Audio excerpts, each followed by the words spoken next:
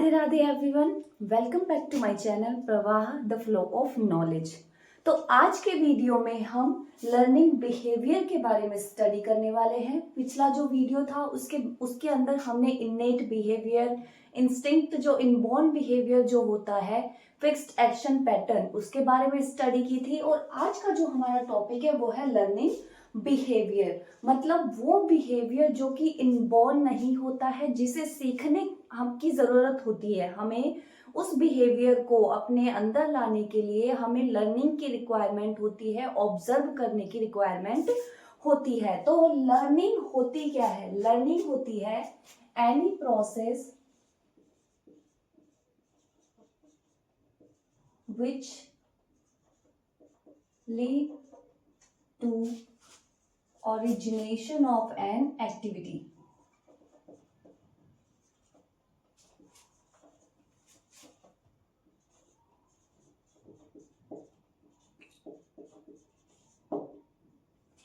कोई भी ऐसी प्रोसेस जिसकी वजह से कोई एक्टिविटी या कोई बिहेवियर हमें देखने को मिल रहा है, उस चीज को हम बोल रहे हैं लर्निंग। या फिर हम एक और डेफिनेशन भी इसकी दे सकते हैं,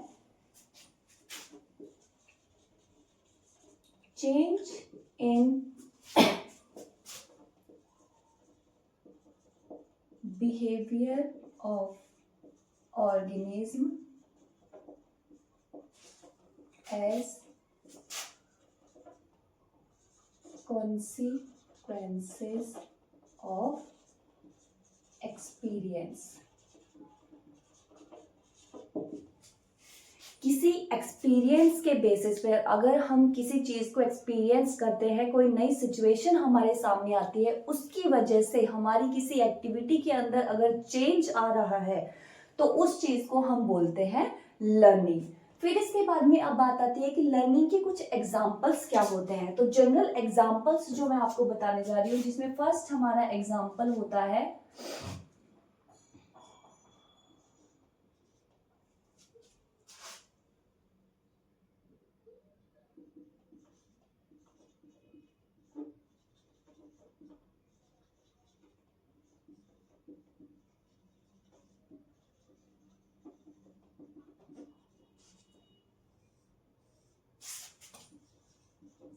डिगर वॉस्प का।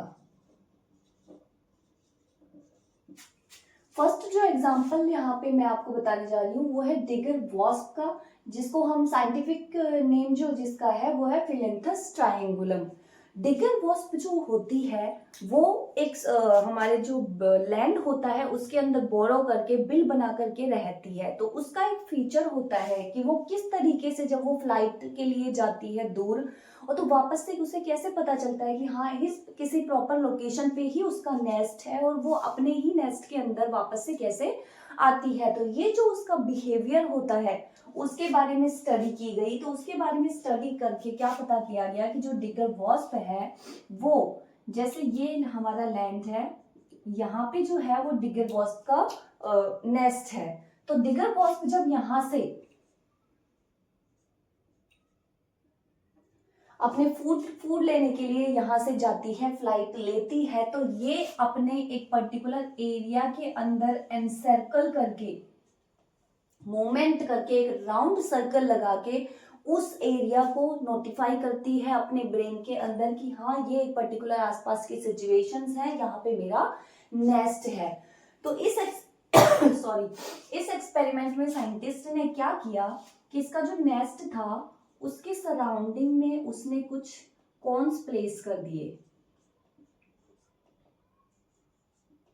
ये इसका नेस्ट था, इसके सराउंडिंग में साइंटिस्ट ने कॉन्स प्लेस कर दिए। तो जब यहाँ से डिगर वॉस्प फ्लाइट करके जाती है तो वो इस कॉन्स को एनसर्कल करके आइडेंटिफाई करके वहां से फ्लाइट लेती है। लेकिन जब ये वापस रिटर्न इस प्लेस के अंदर आती है तो साइंटिस्ट ने जो कॉन्स थे वो इस प्लेस से हटाकर एक रैंडम जो दूसरा प्लेस था उसके अराउंड सर्कल शेप में उन कॉन्स को प्लेस किया। तो जो डिगर वॉस्प थी उसने आइडेंटिफाई किया था कि उसका जो नेस्ट है वो इस कॉन्स के सेंटर के अंदर प्रेजेंट है, लेकिन साइंटिस्ट ने चेंज कर दिया। लेकिन इसके माइंड के अंदर तो वही चीज थी ना जो इसने एनसर्कल किया था, तो ये जो है वो यहाँ पे आकर वापस से अपने नेस्ट को खोजती है। तो ये इसका एक लर्नड बिहेवियर था, इसने अपने सराउंडिंग को लर्न किया था और फिर आइडेंटिफाई किया था कि हाँ यहाँ मेरा नेस्ट है। तो उसी वजह से ये जो है, ये जो कॉन्स जहाँ पे इसको सर्कुलर अरेंजमेंट में दिखे, इसने भी सोचा यही इसका नेस्ट है, वो वहां पर आई। तो ये एक एक्सपेरिमेंट किया गया था। दूसरा जो एक्सपेरिमेंट किया गया था वो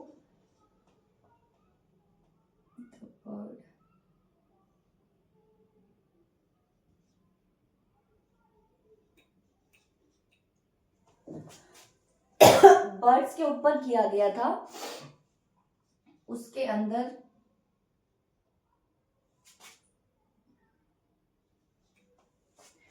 ये जो था, जो बर्ड थ्रस्ट जो होते हैं उनके अंदर ये एक्सपेरिमेंट किया गया था। बर्ड थ्रस्ट के अंदर इन्होंने क्या देखा कि बर्ड थ्रस्ट जो होता है अपने फूड को, जैसे कि कोई स्नेल है, स्नेल उनका फूड होता है, उसको बर्ड अगर फूड अपना लेता है, स्नेल को पकड़कर वो क्या करता है, उसके बाद में उसको अपनी बीक के अंदर लेकर वो एक रॉक होती है, कोई चट्टान जो होती है, वो उससे मारता है अपने हेड को रोटेट टिल्टिंग मोशन में करते हुए, जब तक कि वो स्नेल जो हो तो कंप्लीटली डेड नहीं हो जाता है। उसके बाद में वो उसको फीड करता है। तो ये जो बिहेवियर था बर्ड का, वो उसने किसके द्वारा सीखा था, वो अपने पेरेंट्स को ऑब्जर्व करके लर्न करके सीखा था। इसके बाद ही उसने वो इस बिहेवियर को अडॉप्ट कर लिया। तो ये जो बिहेवियर था वो उसका सीखा गया था।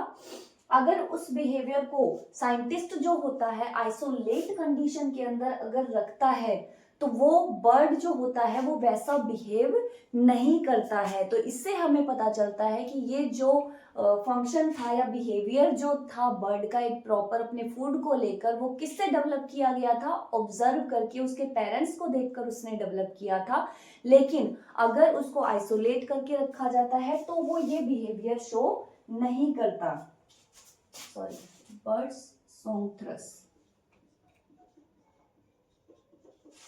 तो ये एक ये कुछ एग्जांपल्स थे आपके लर्निंग बिहेवियर के।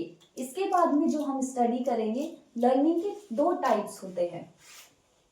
टू टाइप्स की हमें लर्निंग देखने को मिलती है। एक होती है फ्लेक्सिबल लर्निंग और एक होती है रेस्ट्रिक्टेड लर्निंग।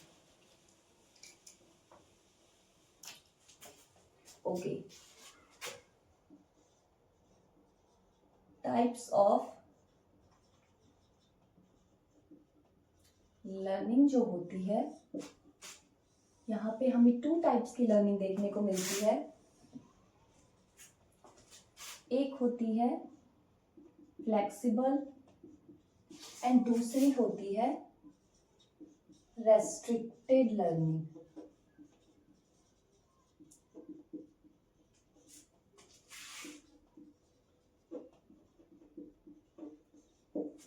दो टाइप की लर्निंग होती है, flexible learning and restricted learning. इनके अंदर क्या डिफरेंस होता है, जो हमारी फ्लेक्सिबल लर्निंग होती है उसको हम इजीली चेंज कर सकते हैं।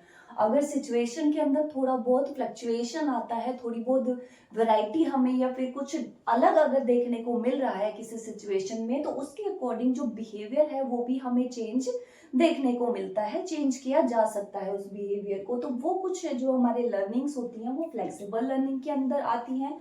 एंड रेस्ट्रिक्टेड लर्निंग एक उस टाइप की लर्निंग होती है जो कि फिक्स्ड हो जाती है, उसको हम चेंज नहीं कर सकते। लाइफ लॉन्ग जो होती है वो लर्निंग एक बार सीखने के बाद एज इट इज रहती है। सो फ्लेक्सिबल लर्निंग के जो एग्जाम्पल्स होते हैं उनके अंदर हमारी आती है हैबिचुएशन,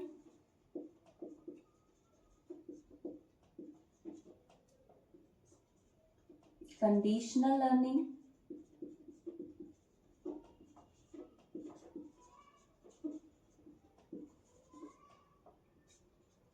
ट्रायल एंड एरर,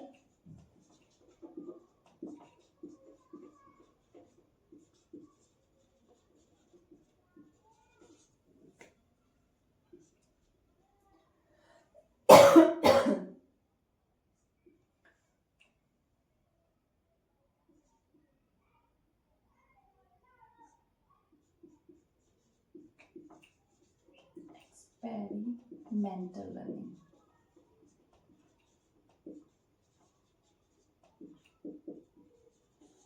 सो ये कुछ एग्जांपल्स हैं हमारे फ्लेक्सिबल लर्निंग के। हैबिचुएशन इसके अंदर आता है, कंडीशनल लर्निंग आती है, trial and error and experimental learning जो होती है वो हमारी फ्लेक्सिबल लर्निंग के अंदर आती है। फिर इसके बाद आता है रेस्ट्रिक्टेड लर्निंग। रेस्ट्रिक्टेड लर्निंग के अंदर हमारा मोस्ट इंपॉर्टेंट लर्निंग आता है इम्प्रिंटिंग।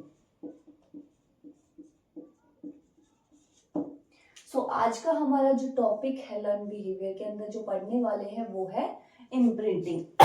सो इम्प्रिंटिंग क्या होता है, जैसा कि मैंने आपको पिछले वीडियोस के अंदर बताया था, इम्प्रिंटिंग फिनोमिना वो फिनोमिना होता है जिसके अंदर स्टार्टिंग के कुछ हमारे बहुत ही इम्पल्सिव आप बोल सकते हो, बहुत ही क्रूशियल या क्रिटिकल टाइमिंग जो होता है, डिफरेंट डिफरेंट ऑर्गेनिजम्स के अंदर डिफरेंट डिफरेंट इसका टाइम होता है।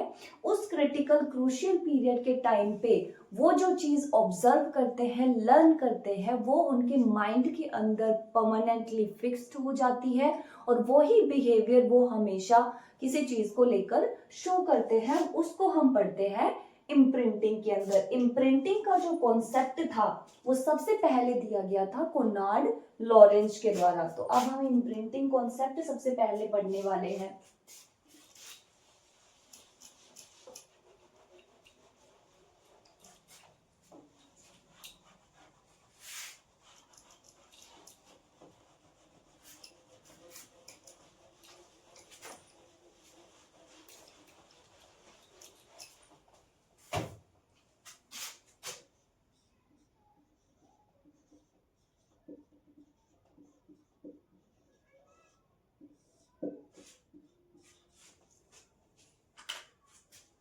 कोनार्ड लॉरेंज के द्वारा ये दी गई थी।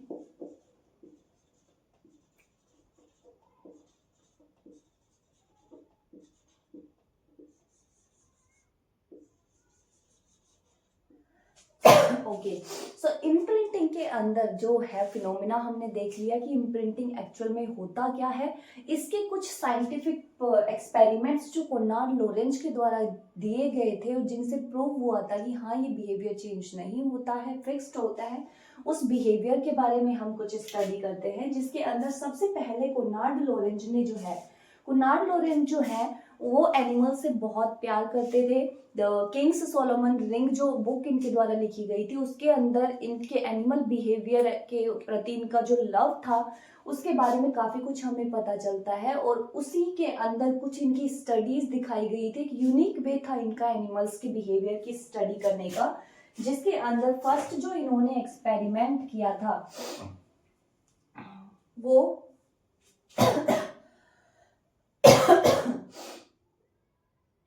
सबसे पहले जो है इन्होंने एक्सपेरिमेंट किया था पर्कुशियल बर्ड्स जो होती हैं, लाइक डकलिंग्स हो गए, चिक एक्सेट्रा। मतलब पर्कुशियल बर्ड्स उनको बोला जाता है जिनमें नॉर्मली एग हैचिंग के जस्ट बाद जो बेबीज होते हैं लिटिल, वो मूवमेंट करते हैं, चलते हैं, तो उन बर्ड्स को पर्कुशियल बर्ड कहा जाता है। इसके ऊपर एक्सपेरिमेंट जब कोनार्ड लॉरेंज ने किया तो उसने क्या देखा कि जो चिक्स होते हैं, डकलिंग्स होते हैं, वो उनके ऊपर एक्सपेरिमेंट करने के लिए, उनको स्टडी करने के लिए उनके पास जाते थे। तो इनका एक फीचर होता है कि ये बाय जैसे ही इनकी हैचिंग होती है उस क्रिटिकल पीरियड में जो इनके सामने आफ्टर हैचिंग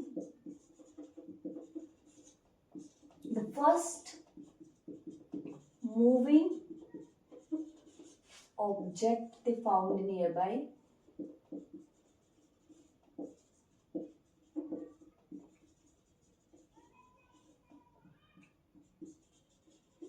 they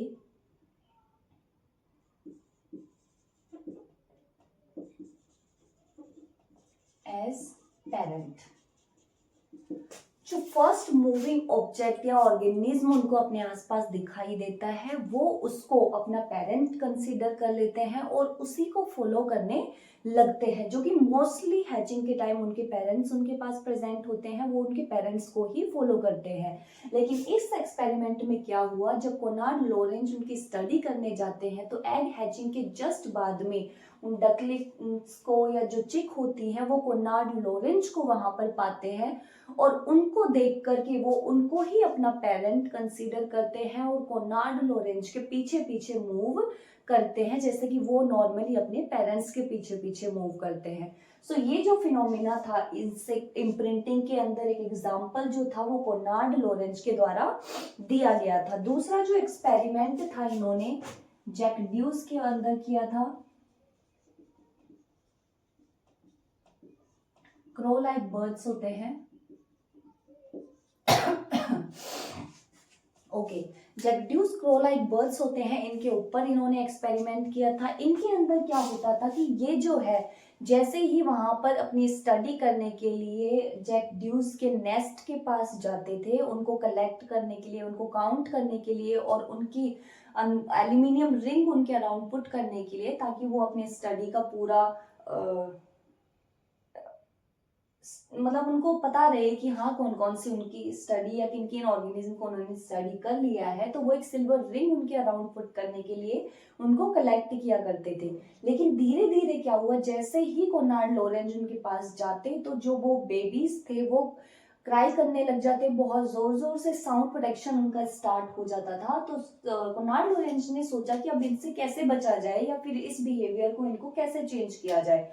तो उन्होंने क्या किया कि उन्होंने एक डेविल ड्रेस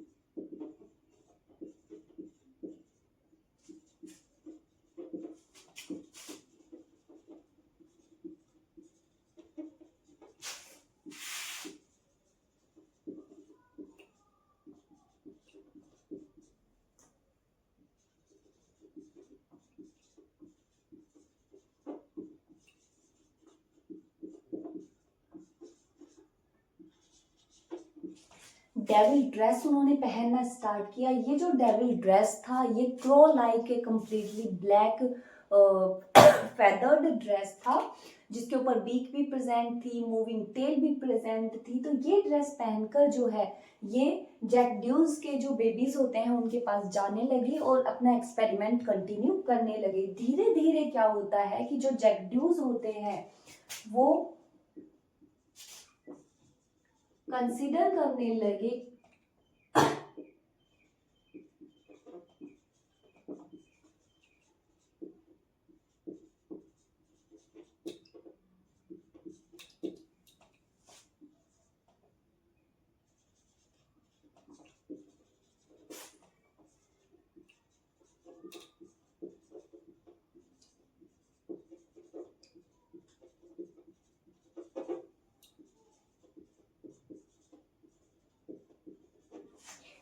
जो जैकड्यूस है वो उनके जो डेविल की जो ड्रेस थी जिसको पहनकर वो अपना एक्सपेरिमेंट आगे कंटिन्यू करने लगे, उसकी वजह से जैकड्यूस जो है वो उनको अपनी ही स्पेशीज मानकर उनको अपनी ही स्पेशीज मानने लगे और उनके साथ उन्होंने कॉर्टशिप बिहेवियर तक वहां पे शो किया। उनके कॉर्टशिप बिहेवियर के अंदर नॉर्मली जैसे उनके बीक पे जाके प्रेस करना और उनको जो है वो इंसेक्ट प्रोवाइड करना एज ए रिवॉर्ड, तो ये सारे जो बिहेवियर होते हैं वो इनके कॉर्टशिप बिहेवियर के अंदर आता है। तो ये सब भी वो साइंटिस्ट के साथ में करने लगे। तो ये जो फिनोमिना है वो इम्प्रिंटिंग को प्रूव करने के लिए कुछ एक्सपेरिमेंट थे जो कोनार्ड लॉरेंज के द्वारा किए गए थे। तो ये हमारा फिनोमिना है इम्प्रिंटिंग का, कि बाय बर्थ जो जिस चीज को वो देखते हैं उसी को फॉलो करने लगते हैं, अपना पेरेंट्स कंसीडर करने लगते हैं। तो ये होता है हमारा इम्प्रिंटिंग फिनोमिना। फिर इसके कुछ स्पेसिफिक करेक्टर्स जो है वो 3 पॉइंट्स कोनार्ड लॉरेंज के द्वारा दिए गए थे जो कि आपको याद रखने हैं। फर्स्ट है it take place during crucial या सेंसिबल टाइम पीरियड।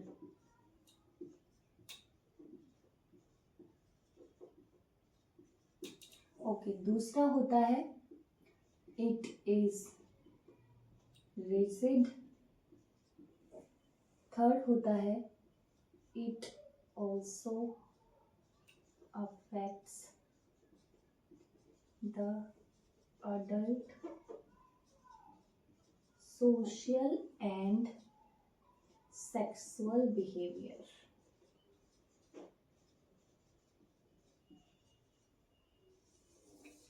ये जो तीन कैरेक्टर्स थे ये कोनान लॉरेंज के द्वारा दिए गए थे इम्प्रिंटिंग को लेकर कि ये एक बाय बर्थ जो एक स्पेसिफिक टाइम होता है, क्रूशियल टाइम पीरियड, क्रिटिकल या सेंसिबल टाइम पीरियड आप जो कहते हैं, उसके अंदर ही इम्प्रिंटिंग होती है। दूसरा, ये बहुत रिजिड होती है, मतलब अगर एक बार बाय बर्थ से हैचिंग के बाद में वो जो चीज़ उन्होंने सीख ली वो उनके माइंड में फिक्स हो जाती है, उसको चेंज नहीं किया जा सकता। लाइफ लॉन्ग जो होती है वो वही बिहेवियर जो होते हैं वो शो करते हैं। एंड द तीसरा और मेन पॉइंट कि इस जो इम्प्रिंटिंग का इफेक्ट जो होता है वो अडल्ट ऑर्गेनिज्म के सोशल और सेक्सुअल बिहेवियर के ऊपर भी होता है।